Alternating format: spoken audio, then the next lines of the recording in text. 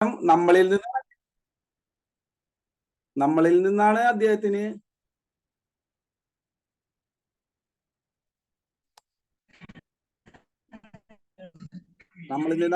പഠിക്കാനുള്ളതെന്നാണ് അദ്ദേഹത്തിന്റെ വിചാരം. എന്നാൽ അദ്ദേഹം നമുക്ക് വേണ്ടി എന്ത് എഫർട്ട് എടുക്കാനായിട്ടും തയ്യാറായിരിക്കുകയാണ്. അപ്പൊ നമ്മൾ പ്രത്യേകം ശ്രദ്ധിക്കേണ്ട ഒരു കാര്യം, ഞാനപ്പോ കുറച്ചാളുകൾ കൂടി വന്നിട്ട് പറയാമെന്നാണ് ഞാൻ വിചാരിച്ചിരുന്നത്. ഒരു സദസ്സിനെ അഭിസംബോധന ചെയ്യുന്ന ഒരു വ്യക്തി, അദ്ദേഹത്തിന് നിറഞ്ഞ സദസ് ഉണ്ടെങ്കിൽ കുറച്ചും കൂടി, അതായത് സന്തോഷവും ഭയങ്കര എന്താ പറയാ സന്തോഷമായിരിക്കുള്ളൂ ഇത് നമ്മൾ ക്ലാസ് എടുക്കുന്നതിന്. അപ്പൊ നമ്മളെല്ലാവരും ശ്രദ്ധിക്കേണ്ട കാര്യം എന്ന് പറഞ്ഞിട്ടുണ്ടെങ്കിൽ, നമ്മൾക്ക് വേണ്ടി ഇത്രയും എഫർട്ട് എടുക്കുന്ന ഒരു വ്യക്തി സംസാരിക്കുന്ന സമയത്ത് നമ്മൾ ആ 8 മണി എന്ന് പറഞ്ഞാൽ 7:59 നമ്മൾ ഈ പ്ലാറ്റ്ഫോമിൽ ഹാജരായിരിക്കണം. അതെന്റെ ഒരു അഭ്യർത്ഥനയാണ്. കാരണം ഞാൻ അങ്ങനെയാണ് ശീലിച്ചിരിക്കുന്നത്. അത് ഞാൻ വേറെ ആരും ഇതായിട്ട് പറഞ്ഞതല്ല. കാരണം അങ്ങനെ വരുമ്പോഴാണ് ഒരു പ്രത്യേകത. കാരണം നമുക്ക് ആ ക്ലാസ് എടുക്കുന്ന ആൾക്ക് ഒരു ഊർജം പകരുന്നതിന് വേണ്ടി അദ്ദേഹത്തിന് ഒരു റെസ്പെക്ട് കൊടുക്കുന്നതിന് തുല്യമാണ് അത്. നമ്മൾ മറ്റൊന്നും കൊടുത്തില്ലെങ്കിൽ നമ്മൾ അദ്ദേഹത്തെക്കാൾ മുന്നേ നമ്മൾ ഈ പ്ലാറ്റ്ഫോമിൽ ഉണ്ടായിരിക്കണം. അത് ഇനിയുള്ള ഏത് ലീഡേഴ്സ് ആയാലും, നമ്മുടെ ലീഡർ ആയാലും വേറെ ടീമിന്റെ ആയാലും ക്ലാസ്സിൽ സംബന്ധിക്കുമ്പോൾ അതെല്ലാവരും ഒരു പ്രത്യേക ഒരു അപേക്ഷയായിട്ട് കണക്കാക്കുക.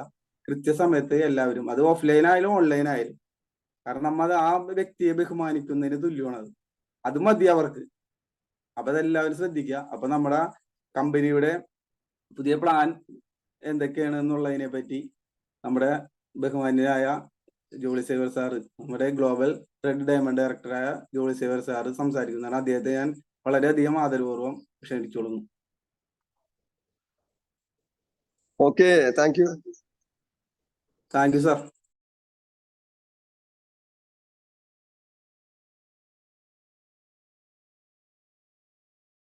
ഓക്കെ, നല്ലൊരു ഇൻട്രൊഡക്ഷന് പ്രത്യേകം നന്ദി രാജീവ് സാർ.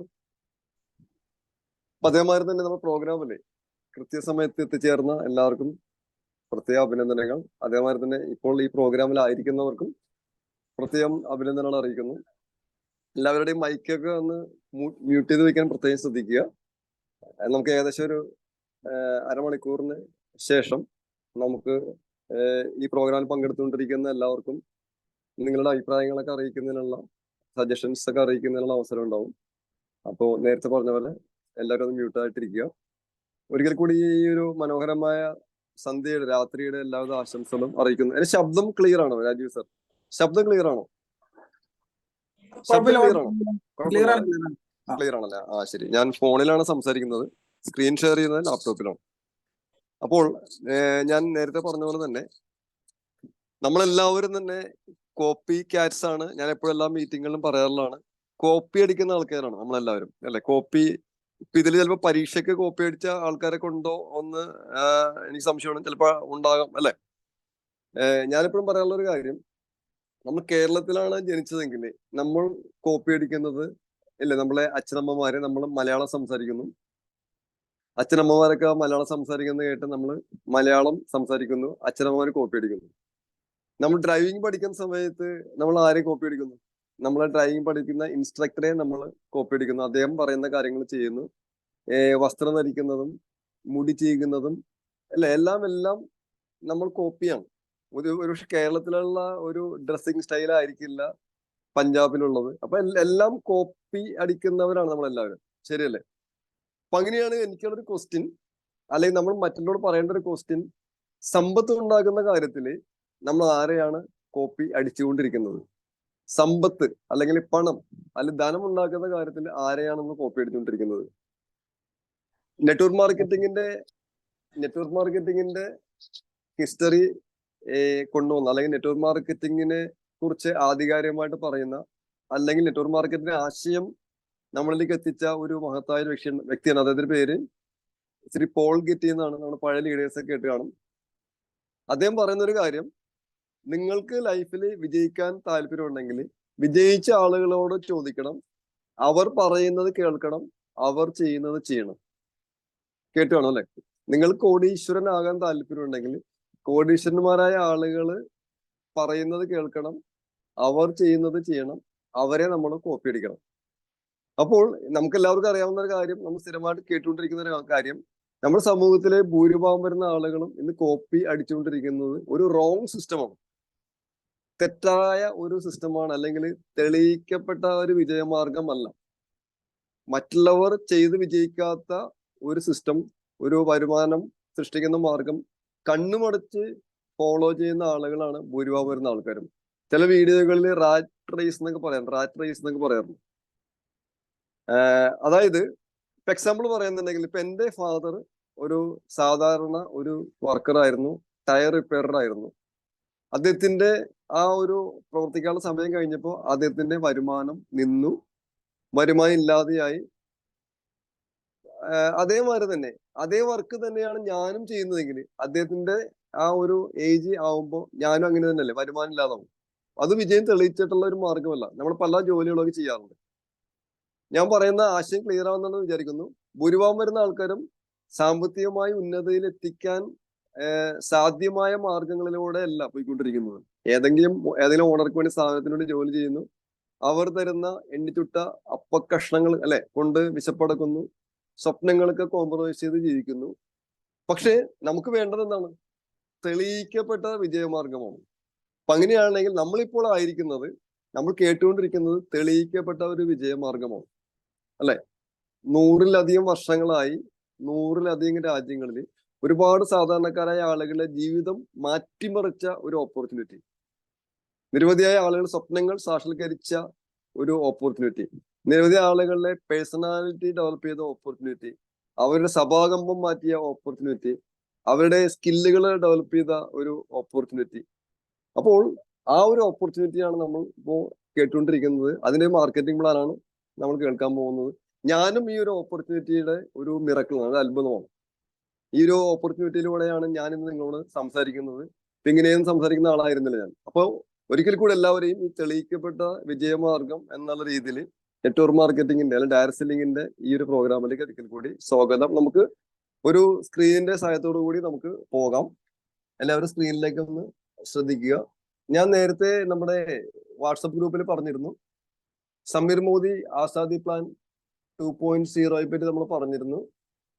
ഈ അടുത്ത് സമീർ മോദി ആസാദി പ്ലാൻ 2.0 വന്ന സമയത്ത് നമ്മുടെ കമ്പനിയുടെ ടോപ്പ് ട്രെയിനറായിട്ടുള്ള പ്രശാന്ത് പ്രേം സാറ് അവതരിപ്പിച്ച ഒരു പ്രസന്റേഷനാണ് ഇത്. അത് ചെറിയ രീതിയിൽ ഞാനൊരു ഫയലാക്കിയിട്ടാണ് നിങ്ങളുടെ മുമ്പിൽ ഈ പ്രോഗ്രാം അവതരിപ്പിക്കുന്നത്. സ്ക്രീൻ കാണുന്നുണ്ടല്ലോ അല്ലെ? ആരെങ്കിലും ഒരാൾ റെസ്പോണ്ട് ചെയ്യാമോ? സ്ക്രീൻ കാണുന്നുണ്ട് സാർ. ഓക്കെ. അപ്പൊ ഞാൻ നേരത്തെ പറഞ്ഞ പോലെ തന്നെ നമ്മൾ സമീർ മോദി ആസാദി പ്ലാൻ 2.0 എന്നുള്ള ഈ ഒരു പ്ലാൻ ഈ അടുത്ത് നമ്മളെ കമ്പനിയുടെ top trainer Prashant Prem sir അവതരിപ്പിച്ചതാണ്. അത് ഞാനൊരു ഫയലിന്റെ രൂപത്തിൽ നിങ്ങളുടെ മുമ്പിൽ അവതരിപ്പിക്കുന്നു. അങ്ങനെയാണ് നമുക്ക് നോക്കാം. അപ്പോൾ ഞാൻ നേരത്തെ പറഞ്ഞ പോലെ പലപ്പോഴും പല പല പ്രോഗ്രാമുകൾ, പ്രോഡക്റ്റ് ട്രെയിനിങ്ങുകൾ, ലീഡർഷിപ്പ് ക്ലാസ്സുകളൊക്കെ നമുക്ക് കിട്ടാറുണ്ടെങ്കിലും ഈ ഒരു പ്ലാൻ ക്ലാസ് പലപ്പോഴും നമുക്ക് കിട്ടാറില്ല. അതുകൊണ്ട് തന്നെ ഈ പ്ലാൻ ജസ്റ്റ് കേൾക്കുക എന്നതിനേക്കാൾ ഉപരിയായിട്ട് ഇത് മറ്റുള്ളവർക്ക് പറഞ്ഞു കൊടുക്കുന്നതിനും പഠിക്കുന്നതിനും കൂടി വേണ്ടിയായിട്ട് ഈ പ്ലാൻ ശ്രദ്ധിക്കുക. അപ്പൊ അങ്ങനെയാണെങ്കിൽ ഈ വർക്ക് ദ പ്ലാൻ എന്നാണ് ഈ പ്ലാന്റെ പേര്. എങ്ങനെ സമീർ മോദി ആസാദി പ്ലാനിലൂടെ നമുക്ക് വരുമാനം ഉണ്ടാക്കാം? ഒരുപക്ഷെ ഈ പ്രോഗ്രാമിലായിരിക്കുന്ന പല വ്യക്തികളും ഒരുപക്ഷെ 2 മാസം മുമ്പ് ജോയിൻ ചെയ്ത ആളുകളായിരിക്കാം, 6 മാസം മുമ്പ് ജോയിൻ ചെയ്ത ആൾക്കാരായിരിക്കാം, 1 കൊല്ലം മുമ്പ് ജോയിൻ ചെയ്തവരായിരിക്കാം, 2 വർഷം മുമ്പ് ജോയിൻ ചെയ്തവരായിരിക്കാം. അതൊന്നും ഇവിടെ വിഷയമല്ല. നമ്മുടെ മമ്മൂട്ടിയെ പോലെയുള്ള വളരെ ഫേമസ് ആയ താരങ്ങൾ പറയാറുണ്ട്, ഓരോ ഫിലിമിലും അഭിനയിക്കുന്ന സമയത്ത് ആദ്യമായിട്ടൊരു ഫിലിമിൽ അഭിനയിക്കുന്ന രീതിയിലാണ് അദ്ദേഹം അഭിനയിക്കുന്നതെന്ന് പറഞ്ഞു ഞാൻ കേട്ടിട്ടുണ്ട്. അതേമാതിരി തന്നെ പല വൈദികരും പറയാറുണ്ട്, ഓരോ തവണ പള്ളികളിൽ കുർബാന അർപ്പിക്കുമ്പോഴും ആദ്യമായിട്ട് ചെയ്യുന്ന രീതിയിൽ മാക്സിമം പെർഫെക്റ്റ് ആക്കാൻ വേണ്ടിയായിട്ടാണ് അദ്ദേഹം ഇത് ചെയ്യുന്നതെന്നുള്ളത് പറയാറുണ്ട്. അപ്പോൾ ഞാൻ നേരത്തെ പറഞ്ഞ പോലെ തന്നെ എത്ര നാളായി എന്നുള്ളത് ഒരു വിഷയമല്ല. നമുക്ക് എന്ന് വേണമെങ്കിലും റീസ്റ്റാർട്ട് ചെയ്യാവുന്ന ഒരു ഓപ്പർച്യൂണിറ്റിയാണ്. അനീഷ് എന്ന് പറയുന്ന കൺസൾട്ടന്റിന്റെ ഭാഗത്ത് ശബ്ദം വന്നത് ഞാനിപ്പോൾ അത് മ്യൂട്ട് ചെയ്തിട്ടുണ്ട്. എല്ലാവരും മ്യൂട്ടഡ് ആയിട്ടിരിക്കാൻ പ്രത്യേകം ശ്രദ്ധിക്കുക. നമ്മളെ ചില കൺസൾട്ടൻസിന് ഞാൻ കോ-ഹോസ്റ്റ് ആക്കിയിട്ടുണ്ട്. നിങ്ങൾക്ക് ആരെങ്കിലും ഡിസ്റ്റർബൻസ് ഉണ്ടാക്കുകയാണെങ്കിൽ അവരെ മ്യൂട്ട് ചെയ്യാനുള്ള ഓപ്ഷൻ ഉണ്ട് കേട്ടോ. അപ്പൊ അത് ശ്രദ്ധിക്കുക. ഡിസ്റ്റർബൻസ് വരുമെന്ന് നിങ്ങൾക്ക് അവരെ മ്യൂട്ട് ചെയ്യാം. അപ്പൊ അങ്ങനെയാണെങ്കിൽ നമ്മളുടെ ഈ സമീർ മോദി ആസാദി പ്ലാൻ 2.0യുടെ വർക്കിംഗ് പ്ലാന്റെ ആദ്യമായിട്ട് പറയുന്ന ഒരു കാര്യം നമുക്ക് അറിയാവുന്ന കാര്യം തന്നെയാണ്, ലോയൽറ്റി. ആദ്യമായിട്ട് നമ്മൾ ഈ പ്ലാനിൽ നമ്മൾ പ്രൊമോട്ട് ചെയ്യുന്നത്, നമ്മൾ ചെയ്യേണ്ടതും പ്രോത്സാഹിപ്പിക്കേണ്ടതുമായിട്ടുള്ള ഒന്നാമത്തെ പോയിന്റ് പറയുന്നത് ലോയൽറ്റി ആണ്. അതായത് നമ്മൾ കൂടെ വരുന്ന ഓരോ കൺസൾട്ടന്റിനെയും മോദി കെയറിന്റെ ഇന്റർനാഷണൽ ക്വാളിറ്റി ഉൽപ്പന്നങ്ങൾ മായമില്ലാത്ത, കോൺസെൻട്രേറ്റഡ് ആയിട്ടുള്ള, എക്കോ ഫ്രണ്ട്ലി ആയിട്ടുള്ള, എക്കോളജിക്കൽ ആയിട്ടുള്ള, സാധാരണക്കാരായ ആളുകൾ ഒരിക്കൽ പോലും ഉപയോഗിക്കാൻ കഴിയാത്ത നല്ല നിലവാരമുള്ള ഉൽപ്പന്നങ്ങൾ പകുതിയിൽ താഴെ വിലയ്ക്ക് ഉപയോഗിക്കാനായിട്ട് നമ്മൾ സഹായിക്കുന്നതാണ് നമ്മുടെ ലോയൽറ്റി പ്രോഗ്രാം എന്ന് നമുക്ക് എല്ലാവർക്കും തന്നെ അറിയാം. അപ്പൊ അതിൽ ഡീറ്റെയിൽസിലേക്ക് ഞാൻ പോകുന്നില്ല. 6 മാസം കൂടുമ്പോൾ 1 മാസത്തെ ഉൽപ്പന്നം സൗജന്യമായിട്ട് ലഭിക്കുന്നു. വീണ്ടും 6 മാസം ചെയ്ത് കഴിഞ്ഞാൽ 2 മാസത്തെ ഉൽപ്പന്നം സൗജന്യമായിട്ട് ലഭിക്കുന്നു. അങ്ങനെ 1 വർഷത്തിൽ 3 മാസത്തെ ഉൽപ്പന്നം സൗജന്യമായിട്ട് ലഭിക്കുന്ന ലോയൽറ്റി പ്രോഗ്രാം. അതാണ് നമ്മൾ ഏതൊരാളെയും ഏതൊരു കൺസൾട്ടന്റിനോടും പറഞ്ഞ് നിർബന്ധമായിട്ടും അവരോട് ഫോളോ ചെയ്യാൻ പറയേണ്ടത്. എന്തിനു വേണ്ടിയാണ്? എങ്കിൽ മാത്രമേ മോദി കെയർ ഉൽപ്പന്നങ്ങൾ 100% യൂസർ ആകാനായിട്ട് നമുക്ക് സാധിക്കൂ. ശരിയായ രീതിയിലുള്ള ഒരു കൺസൾട്ടന്റ് എന്നുള്ള രീതിയിൽ മറ്റുള്ള ആളുകളുടെ മുമ്പിൽ ഒരു റോൾ മോഡൽ ആകാനായിട്ട് സാധിക്കൂ. ഒരു ട്രൂ ലീഡർ എന്നുള്ള രീതിയിൽ തീർച്ചയായിട്ടും ഒരു ലോയൽറ്റി കസ്റ്റമർ നമ്മൾ ആയിരിക്കണം. എനിക്ക് തോന്നിയ പ്രോഗ്രാമിലുള്ള ഭൂരിഭാഗം വരുന്ന ആൾക്കാരും അല്ലെങ്കിൽ മെജോറിറ്റി ആളുകളും ലോയൽറ്റി കൺസൾട്ടൻസ് ആണെന്ന് തോന്നുന്നു. അല്ലാത്ത ആൾക്കാർ അതിലേക്ക് ഇറങ്ങുക, നമ്മുടെ കൂടെ വന്നിരിക്കുന്ന കൺസൾട്ടൻസിനെ അത് ചെയ്യാനായിട്ട് പ്രേരിപ്പിക്കുക. അപ്പൊ നമ്മൾ ആദ്യത്തെ വെപ്പൺ, നമ്മൾ ആയുധം, നമ്മുടെ വജ്രായുധം, അല്ലെ നമ്മൾ തുറുപ്പ് ചീട്ട് എന്ന് പറയുന്നത് നമ്മളുടെ കമ്പനി നമ്മൾ പറയുന്നത് എന്താണ്? ലോയൽറ്റി പ്രോഗ്രാം നല്ല രീതിയിൽ നമ്മൾ പ്രൊമോട്ട് ചെയ്യുക. ഓക്കെ, ഇതാണ് ആദ്യത്തെ ഒരു പോയിന്റ് ആയിട്ട് നമ്മുടെ കമ്പനി സമീർ മോദി ആസാദി പ്ലാനിൽ നമ്മളോട് പ്രൊമോട്ട് ചെയ്യാനായിട്ട് പറയുന്നത്. ക്ലിയർ ആണെന്ന് വിശ്വസിക്കുന്നു. ക്ലിയർ ആണോ? ആരെങ്കിലും ഒന്ന് ജസ്റ്റ് ഒന്ന് റെസ്പോണ്ട് ചെയ്യാം. ക്ലിയർ അല്ലേ? Clear. Okay, thank you Dileep, സ്റ്റിലർ സർ. ഇനി അടുത്തതായിട്ട് രണ്ടാമതായിട്ട് കമ്പനി പറയുന്ന പോയിന്റ് ആണ് ഓവർ ബിൽഡ് എന്നാണ് ഈ പോയിന്റിന്റെ പേര്. എന്താണ് ഓവർ ബിൽഡ് എന്ന് വെച്ച് കഴിഞ്ഞിട്ടുണ്ടെങ്കിൽ, നമ്മളെല്ലാവരും ബിസിനസ്സിലായാലും ജോലിയിലായാലും കൂടുതൽ വരുമാനം ഉണ്ടാക്കുന്നതിന് വേണ്ടിയാണ് നമ്മൾ ശ്രമിക്കാറുള്ളത്. ഇപ്പൊ ഉദാഹരണം, ഇപ്പൊ നമ്മൾ ഈ പ്രോഗ്രാമിൽ നമ്മുടെ ലാസ്റ്റർ സാറും സിനിൽ സാറൊക്കെ ഉണ്ടെന്ന് ഞാൻ വിശ്വസിക്കുന്നു. ഇവരെല്ലാവരും ഷോപ്പുകൾ നടത്തുന്ന ആളുകളാണ്. അപ്പൊ ഈ ഷോപ്പിൽ എത്രമാത്രം കൂടുതൽ സെയിൽസ് നടത്താൻ സാധിക്കുന്നുവോ അത്രമാത്രം സെയിൽസ് നടത്താനാണ് അവർ ശ്രമിക്കാറുള്ളത്. കാരണം കൂടുതൽ സെയിൽസ് നടന്നു കഴിഞ്ഞിട്ടുണ്ടെങ്കിൽ കൂടുതൽ ലാഭം അവർക്ക് കിട്ടും. ശരിയല്ലേ? ഇപ്പൊ എല്ലാ ബിസിനസ്സുകാരും എല്ലാവരും ലാഭം കൂടുതൽ കിട്ടുന്നതിന് വേണ്ടിയിട്ടാണ് ശ്രമിക്കാറുള്ളത്. ഇപ്പൊ നമ്മളൊരു ഹോട്ടൽ നടത്തുന്ന വ്യക്തിയാണെങ്കിൽ മാക്സിമം ചായ സെയിൽസ് നടത്തണമെന്നായി അദ്ദേഹം ആഗ്രഹിക്കുന്നത്. മാക്സിമം 3 സപ്ലൈ ചെയ്യണമെന്നായിരിക്കും അദ്ദേഹം വിചാരിക്കുന്നത്. ഒരിക്കലും എന്താ പറയുക, ലിമിറ്റഡ് ആയിട്ട് ആരും ചിന്തിക്കാറില്ല. ഞാൻ എളുപ്പം മനസ്സിലാക്കാനായിട്ട് കഴിഞ്ഞ ഒരു പ്രോഗ്രാമിൽ പറഞ്ഞ പോലെ തന്നെ നമ്മളെല്ലാവരും SSLC എഴുതിയ ആൾക്കാർ ഇതിലുണ്ടാവും അല്ലെ? SSLC പാസ്സാകാനായിട്ട് എത്ര മാർക്കാണ് വേണ്ടത്? പഴയ പ്ലാൻ അനുസരിച്ച് എത്ര മാർക്കാണ് വേണ്ടത്? 210. ഓക്കെ കേൾക്കുന്നുണ്ട്. അപ്പോ 210 ശരിക്കും പറഞ്ഞിട്ടുണ്ടെങ്കിൽ പാസ്സാകാനായിട്ട് നമുക്ക് വേണ്ടത്. ജസ്റ്റ് പാസ്സാകാൻ വേണ്ടിയായിട്ട് നമുക്ക് വേണ്ടത്. അപ്പൊ അതേസമയം നമുക്ക് പണ്ടത്തെ അവസ്ഥയിൽ നമുക്കൊരു കോളേജിലോ മറ്റു സ്ഥലങ്ങളിലൊക്കെ നമുക്ക് എന്താണ് കൈക്കൂലി കൊടുക്കാതെയും അല്ലെങ്കിൽ ഡൊണേഷൻ കൊടുക്കാതെയൊക്കെ അഡ്മിഷൻ കിട്ടാനായിട്ട് 210 മാർക്ക് മതിയോ? അവിടെ പണ്ട് നമ്മൾ ഫസ്റ്റ് ക്ലാസ് ഡിസ്റ്റിങ്ഷൻ എന്നൊക്കെ പറയുന്നതല്ലേ? എന്റെ ഓർമ്മ ശരിയാണെങ്കിൽ 360 400 മേലേക്കാണ് ഡിസ്റ്റിങ്ഷനും ഫസ്റ്റ് ക്ലാസ് അല്ലേ? അപ്പൊ നമ്മളുടെ കുട്ടികള് അല്ലെങ്കിൽ നമ്മള് ജസ്റ്റ് പാസ് മാർക്ക് വാങ്ങിച്ച് ജയിക്കാനാണോ നമ്മൾ ആഗ്രഹിക്കുന്നത്? അല്ലെങ്കിൽ ഹയസ്റ്റ് മാർക്ക്, ഇപ്പൊ പണ്ടത്തെ കണക്കിന് നേരത്തെ പറഞ്ഞ റാങ്ക് എന്നൊക്കെ പറയും, ഇപ്പൊ ഇതൊക്കെ മാറി അല്ലെ? അപ്പൊ എന്ന് പറയുന്ന പോലെ നമ്മളെ സംബന്ധിച്ചും നമുക്ക് എല്ലാവർക്കും അറിയാം, നമുക്ക് ഡയറക്ടർ ആകാനായിട്ട് എത്ര ഗ്രൂപ്പ് PU വന്നാൽ മതി? ഒരു ക്വാളിഫൈഡ് ഡയറക്ടർ ആകാൻ 16% ശേഷം ഒരു ക്വാളിഫൈഡ് ഡയറക്ടർ ആകാനായിട്ട് എത്ര ഗ്രൂപ്പ് PU വന്നാൽ മതി? എത്ര ഗ്രൂപ്പ് PU വന്നാൽ മതി? 1100. ഓക്കെ 1200 വന്നു കഴിഞ്ഞിട്ടുണ്ടെങ്കിൽ നമ്മൾ ജസ്റ്റ് അല്ലെ ക്വാളിഫൈഡ് ആവും. നമുക്ക് ഇപ്പോഴത്തെ പ്ലാൻ പ്രകാരം ആവറേജ് ഒരു 2500-3000 രൂപയ്ക്കാണ് നമുക്ക് വരുമാനം കിട്ടാറുള്ളത്. അപ്പോൾ നമ്മുടെ കമ്പനി നമ്മളോട് പറയുന്നത്, നിങ്ങൾ ആ ജസ്റ്റ് പാസ് മാർക്ക് മേടിക്കാതെ നിങ്ങൾ ഓവർ ബിൽഡ് ചെയ്യുക, കൂടുതൽ ബിസിനസ് ചെയ്യുക, കൂടുതൽ PV കൊണ്ടുവരിക. അങ്ങനെ നിങ്ങൾക്ക് കൂടുതൽ വരുമാനം നമ്മൾക്ക് ഉണ്ടാക്കാൻ പറ്റും. അപ്പൊ ജസ്റ്റ് പാസ് മാർക്ക് എന്നുള്ള രീതിയിൽ നിന്ന് മാറിയിട്ട് മാക്സിമം മാർക്ക് വാങ്ങിച്ച് റാങ്കോട് കൂടിയോ ഡിസ്റ്റിങ്ഷനോട് കൂടിയോ പാസ്സാകാനായിട്ട് നിങ്ങൾ ശ്രമിക്കുക. അങ്ങനെ ചെയ്യുന്ന സമയത്ത് നിങ്ങൾക്ക് കൂടുതൽ വരുമാനം ഉണ്ട്. അപ്പോൾ ജസ്റ്റ് ജീവൻ നിലനിർത്താൻ വേണ്ടി എന്നുള്ള ആ നിലയിൽ നിന്ന് മാറി നല്ല പോഷകാഹാരം കഴിക്കുന്ന എനർജറ്റിക് ആയിട്ടുള്ള ഉത്സാഹമുള്ള ആൾക്കാരായിട്ട് എല്ലാവരും മാറാൻ തയ്യാറാകുക. ഇതാണ് രണ്ടാമത്തെ പോയിന്റ് ആയിട്ടുള്ള ഓവർ ബിൽഡ് എന്ന് പറയുന്നത്. എല്ലാവർക്കും മനസ്സിലായെന്ന് വിചാരിക്കുന്നു. മിനിമം എന്നുള്ള ഭാഗത്ത് നിന്ന് നമ്മൾ മാക്സിമത്തിലേക്ക് നമ്മൾ വരണം. ക്ലിയർ അല്ലേ?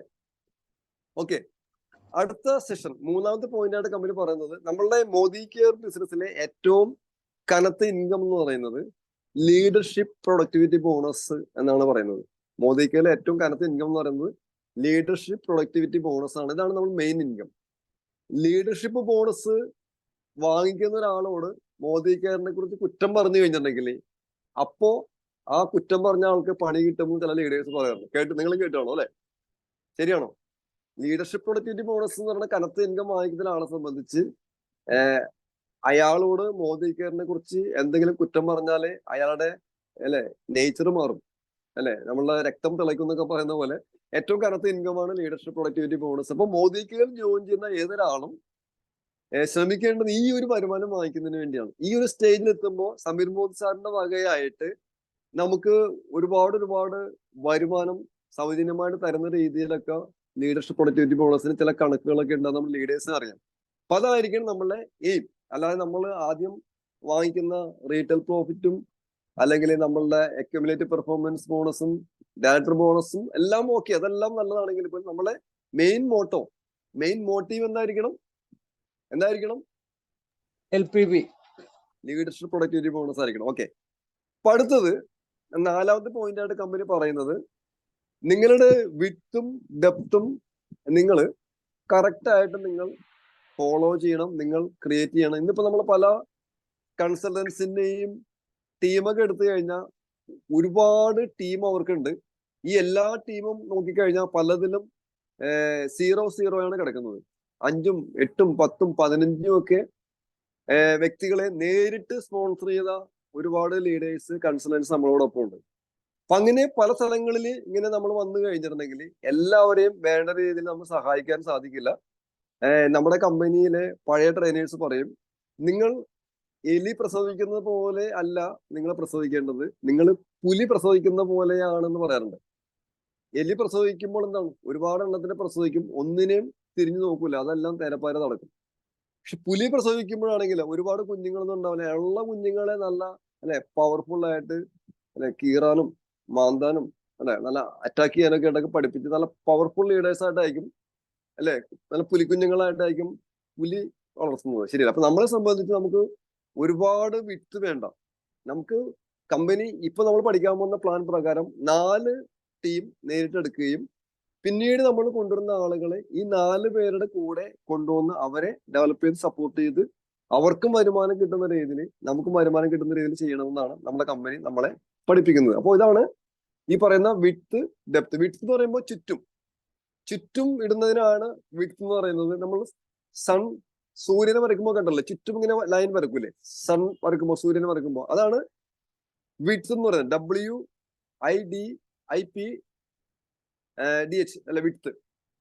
അതേസമയം ഡെപ്ത് എന്ന് പറയുന്നതാണ് താഴത്തേക്ക്, ആഴത്തിലേക്ക്, നമ്മൾ ആഴങ്ങളിലേക്ക് നമ്മളെ വേരുകൾ പായിക്കുന്നതിനെയാണ് എന്താ പറയുന്നത്, ഡെപ്ത് എന്ന് പറയുന്നത്. അപ്പോൾ എത്ര താഴേക്ക് ഇറങ്ങുന്നോ അത്രയ്ക്ക് നമ്മളെ ടീം സ്ട്രോങ് ആവും. ഒരിക്കലും നിൽക്കാത്ത രീതിയിലുള്ള വരുമാനം നമുക്ക് കിട്ടുന്നതാണ് നമ്മൾ ഡെപ്ത്. അപ്പൊ നമ്മളെ ഇനി പറയാൻ പോകുന്ന നമ്മുടെ പ്ലാൻ എന്ന് പറയുന്നത് ഡെപ്ത് ഡ്രിവൻ പ്ലാൻ ആണ്.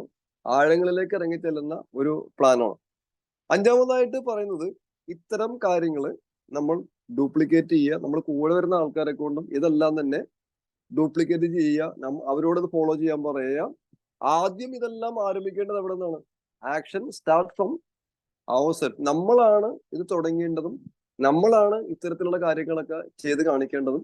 നമ്മൾ അങ്ങനെ ചെയ്യുന്ന സമയത്ത് മറ്റുള്ള ആളുകൾ നമ്മളെ ഫോളോ ചെയ്യുക. അങ്ങനെ വളരെ സോളിഡ് ആയിട്ടുള്ള ഒരു ടീം നമുക്ക് റെഡിയാക്കി എടുക്കാനായിട്ട് സാധിക്കും. നമുക്ക് അടുത്ത സ്ക്രീനിലേക്ക് പോവാം. ഇനി അടുത്ത് പറയുന്നത് റൈസിംഗ് സ്റ്റാർ എന്നാണ്. റൈസിംഗ് സ്റ്റാർ ഈ വാക്ക് പലപ്പോഴും നമ്മൾ കേട്ടാണ്. റൈസിംഗ് സ്റ്റാർ എന്ന് വെച്ചിട്ടുണ്ടെങ്കിൽ ഏറ്റവും പവർഫുൾ ആയിട്ട് തിളങ്ങുന്ന അല്ലെ ഉദിച്ചുയരുന്ന നക്ഷത്രം എന്നുള്ള രീതിയിലാണ് ഇവിടെ കാണിച്ചിരിക്കുന്നത്. അങ്ങനെ ഒരു റൈസിംഗ് സ്റ്റാർ ആകാൻ എല്ലാവരാലും ആദരിക്കപ്പെടുന്ന, എവിടെ ചെന്നാലും അംഗീകരിക്കപ്പെടുന്ന, ആളുകൾ നമ്മളോട് സംസാരിക്കാൻ ഇഷ്ടപ്പെടുന്ന, നമ്മളെ ആരാധിക്കുന്ന അല്ലെ ഒരു സ്റ്റാർ ആയി മാറാൻ. അല്ലെ നമ്മൾക്ക് എല്ലാവർക്കും അറിയാം, നമ്മളെ സിനിമാ താരങ്ങളൊക്കെ എവിടെയെങ്കിലൊക്കെ വന്നു കഴിഞ്ഞിട്ടുണ്ടെങ്കിൽ അവരെ കാണാനും അവരോട് സംസാരിക്കാനും ഷെയ്ക്കാനും കൊടുക്കാനും അവരുമായിട്ട് അവരുമായിട്ട് സെൽഫി എടുക്കാനൊക്കെ എപ്പോഴും ഭയങ്കരമായ തിരക്കായിരിക്കും അല്ലേ? ശരിയല്ലേ? വാസ്തവത്തില് ഈ താരങ്ങളൊന്നും ഈ ഈ പറയുന്ന ജനങ്ങൾക്ക് വേണ്ടി കാര്യമായിട്ടൊന്നും ചെയ്തിട്ടുണ്ടാവില്ല. അവരെ സാമ്പത്തികമായിട്ട് സഹായിക്കുകയോ അവരുടെ ജീവിത വിജയത്തിൽ അവരെ സപ്പോർട്ട് ചെയ്യുകയോ ഒന്നും ചെയ്തിട്ടുണ്ടാവില്ല അല്ലെ? ശരിക്കും പറഞ്ഞിട്ടുണ്ടെങ്കിൽ ഈ പലപ്പോഴും ഈ ആരാധകന്മാരെ ഇവരെ അറിയ പോലില്ല. പലരും അന്ധമായിട്ട് അവരൊക്കെ ആരാധിക്കാറുണ്ട്. അവരുടെ ലൈഫുകൊണ്ട് മിക്കവാറും അവർക്ക് മാത്രമാണ് പ്രയോജനം. അപ്പൊ അതേസമയം മോദി കെയർ പോലെയുള്ള നല്ല ഡയറക്ട് സെല്ലിംഗ് കമ്പനി വഴി ഒരാള് ഡയമണ്ട് അലർട്ട് ആയി കഴിഞ്ഞിട്ടുണ്ടെങ്കിൽ അയാൾ വെറും ഡയമണ്ട് അലർട്ട് അല്ല, ആയിരക്കണക്കിന് ആളുകളുടെ ജീവിതത്തിൽ മാറ്റം വരുത്തി അവർക്ക് വരുമാനം എത്തിച്ചു കൊടുത്തുകൊണ്ടായിരിക്കും അവർ ഡയമണ്ട് അലർട്ട് ആയിട്ടുള്ളത്. അപ്പൊ ശരിക്കും പറഞ്ഞിട്ടുണ്ടെങ്കിൽ ശരിക്കുള്ള ആരാധന കിട്ടേണ്ടത് നമ്മൾ മോദി കെയർ പോലെയുള്ള നല്ല ഡയറക്ട് സെല്ലിംഗ് കമ്പനികളിലെ ലീഡേഴ്സിനാണോ, അല്ലെങ്കിൽ നാട്ടുകാർക്ക് ഒരു ഉപകാരം ഇല്ലാത്ത മറ്റു താരങ്ങൾക്കാണോ ഏറ്റവും കൂടുതൽ അംഗീകാരം കിട്ടേണ്ടത്? ഒന്ന് ചിന്തിക്കുക, ഒന്ന് പറയാമോ? ആർക്കാണ് കിട്ടേണ്ടത്? നമ്മുടെ ലീഡേഴ്സിനല്ലേ കിട്ടേണ്ടത്, ഇതില് കൊണ്ടുവരുന്ന ആളുകൾക്ക്. ശരിയല്ലേ? കാരണം അവരെ ഒരുപാട് ആളുകളെ സഹായിച്ച് അല്ലെ, അവർക്ക് ഒരുപാട് അവരെ എല്ലാ അണികളെയും എല്ലാ ടീംമേറ്റ്സിനെയും അവർക്ക് അറിയാൻ പറ്റും. എവിടെ ചെന്നാലും അവരുമായിട്ട് സംസാരിക്കാനുള്ള റിലേഷൻഷിപ്പ് അവർ ബിൽഡ് ചെയ്തിട്ടുണ്ടാവും. പക്ഷെ മറ്റ് താരങ്ങളാണെങ്കിലും അവർക്ക് ഇവരുമായിട്ട് ഒരു ബന്ധം ഉണ്ടാവില്ല. എന്ന് കരുതി അതൊന്നും മോശമല്ലെന്നല്ല ഞാൻ പറയുന്നത്. നമ്മളെ സംബന്ധിച്ച് നമുക്ക് തിളങ്ങാനുള്ള, റൈസിംഗ് സ്റ്റാർ ആകാനുള്ള ഒരു പ്ലാറ്റ്ഫോമാണ് മോദി കെയറിന്റെ വേദികൾ. ഇവിടെ നമ്മൾ ഇപ്പോ സൂമിൽ സംസാരിക്കുന്നു, ഹൗസ് മീറ്റിങ്ങുകളിൽ സംസാരിക്കുന്നു, ഹോൾ മീറ്റിങ്ങുകളിൽ സംസാരിക്കുന്നു. പക്ഷെ മാസങ്ങളും വർഷങ്ങളും കഴിയുമ്പോൾ നമ്മൾ പിന്നീട് നിൽക്കുന്ന പ്ലാറ്റ്ഫോം എന്ന് പറയുന്നത് ആയിരക്കണക്കിന്, പതിനായിരക്കണക്കിന്, ലക്ഷക്കണക്കിന് ആളുകൾ പങ്കെടുക്കുന്ന മെഗാ പ്ലാറ്റ്ഫോമിലായിരിക്കും നമ്മൾ ആയിരിക്കുന്നത്. അപ്പൊ അങ്ങനെയൊക്കെ പോകാനായിട്ടുള്ള കൊച്ചു കൊച്ചു സ്റ്റെപ്പുകളാണ് നമ്മൾ ഇപ്പോൾ ചെയ്തുകൊണ്ടിരിക്കുന്നത് എന്ന് 100% വിശ്വസിക്കുക. കാരണം അതൊക്കെ അനുഭവസ്ഥനാണ് നിങ്ങളോട് സംസാരിച്ചുകൊണ്ടിരിക്കുന്നത്. അപ്പോൾ ഒരു ഉദിച്ചുയരുന്ന നക്ഷത്രമായിട്ട് മാറാനായിട്ട് എല്ലാവരും തയ്യാറാവും. അങ്ങനെയുള്ള ആളുകൾ, നേരത്തെ പറഞ്ഞ എല്ലാവരും ആദരിക്കപ്പെടുന്ന, അംഗീകരിക്കപ്പെടുന്ന, വരുമാനം കിട്ടുന്ന ലക്ഷറി ലൈഫ് സ്റ്റൈൽ ഉള്ള ഒരാളായിട്ട് മാറാൻ എല്ലാവർക്കും ആഗ്രഹമുണ്ടോ? Yes or no? എല്ലാവർക്കും ആഗ്രഹമുണ്ടോ? ഓക്കെ. അങ്ങനെ ആഗ്രഹം ഉണ്ടെങ്കിൽ, അങ്ങനെ ആഗ്രഹമുള്ള ആളുകൾ മാത്രം എവിടെ ചെന്നാലും നമ്മളെ അറിയുന്ന, നമ്മളെ റെസ്പെക്ട് ചെയ്യുന്ന, അല്ലെ, നമ്മളോട് സംസാരിക്കാൻ ഇഷ്ടപ്പെടുന്ന, നമ്മളുമായിട്ട് സെൽഫി എടുക്കാൻ ഇഷ്ടപ്പെടുന്ന അങ്ങനെ ഒരാളായി മാറാൻ ആഗ്രഹം ഉണ്ടെങ്കിൽ അവർ ചെയ്യേണ്ട കാര്യങ്ങളാണ്. ഒന്ന്, നമ്മൾ പലപ്പോഴും കേട്ടിട്ടുള്ളതാണ്, ഒരു പ്ലാൻ എങ്കിലും ഒരു ദിവസം നമ്മൾ ചെയ്യണം. ഒരു പ്ലാൻ പ്രസന്റേഷൻ എങ്കിലും നമ്മൾ ചെയ്യണം. അതായത് എന്താണ്? നമ്മളുടെ പരിവർത്തൻ പ്രസന്റേഷൻ നമ്മൾ നേരിട്ട് ചെയ്യുന്നതാകാം, അതല്ലെങ്കിൽ നമ്മുടെ ഹൗസ് മീറ്റിങ്ങിൽ മറ്റുള്ള ആളുകളെ പങ്കെടുപ്പിക്കുന്നതാകാം, നമ്മുടെ ലീഡർഷിപ്പിൽ ഹോം മീറ്റിംഗ് നടത്തുന്നതാകാം, അല്ലെങ്കിൽ 1-on-1 നമ്മൾ നേരിട്ട് ചെന്ന് കണ്ട് സംസാരിക്കുന്നതാകാം. അപ്പോൾ എന്താണ് പ്ലാൻ പ്രസന്റേഷൻ എന്ന് വെച്ചിട്ടുണ്ടെങ്കിൽ പ്രോഡക്റ്റ് വിൽക്കലും മാത്രമല്ല, അല്ലെ? പ്രൊഡക്റ്റ് വിൽക്കൽ നമ്മൾ ഇതിന്റെ ഒരു ഭാഗമാണ്. പ്രൊഡക്റ്റ് വിൽക്കൽ മാത്രമല്ല നെറ്റ്വർക്ക് മാർക്കറ്റിംഗ്. നമ്മളെ കമ്പനിയുടെ പല കാര്യങ്ങളിൽ ഗോൾഡൻ റൂൾസിൽ ഒരു കാര്യം മാത്രമാണ് പ്രൊഡക്റ്റ് ഉപയോഗിക്കലും പ്രൊഡക്റ്റ് ഷെയർ ചെയ്യലും. അപ്പോൾ ഏറ്റവും പ്രധാനം എന്താണ്? നമ്മളെ പോലെ തന്നെയുള്ള, അതല്ലെങ്കിൽ നമ്മളെക്കാൾ കഴിവുള്ള, നമ്മളെക്കാൾ സ്മാർട്ടായ ആളുകളെ നമുക്ക് ചുറ്റും നിരത്തി നിർത്തി അവർക്ക് വേണ്ടി സപ്പോർട്ട് ചെയ്ത് കൊടുത്ത് അവർ നമ്മളെക്കാൾ വലിയ കഴിവുള്ള ആളുകളാക്കി മാറ്റി അങ്ങനെയുള്ള ഒരു ടീം വർക്ക് വരുന്നതിലൂടെയാണ് നമ്മൾ ഒരു റൈസിംഗ് സ്റ്റാർ ആയിട്ട് മാറുന്നത്, അല്ലേ? അപ്പൊ പുതിയ പുതിയ ആളുകൾ ധാരാളമായിട്ട് എപ്പോഴും നമ്മുടെ നെറ്റ്വർക്കിലേക്ക് വന്നുകൊണ്ടിരിക്കണം. ഞാൻ പഴയ മീറ്റിങ്ങുകളൊക്കെ പറയാറുണ്ട്, പേഴ്സണൽ ജോയിനിങ്സ് ലൈക്ക് എ മാറ്റേർണിറ്റി വാർഡെന്ന് പറയും. ആ പേഴ്സണൽ ജോയിനിങ് ഒരു പ്രസവ മുറി പോലെ ആയിരിക്കണം. പുതിയ പുതിയ കുഞ്ഞുങ്ങൾ എപ്പോഴും ജനിച്ചുകൊണ്ടിരിക്കണം. അപ്പോൾ ഒരു ദിവസം ഒരു പ്ലാനെങ്കിലും നമ്മൾ പ്രസന്റേഷൻ ചെയ്യണം. 1-to-1 ആയാലും ഹൗസ് മീറ്റിംഗ് ആയാലും ഹോൾ മീറ്റിംഗ് ആയാലും.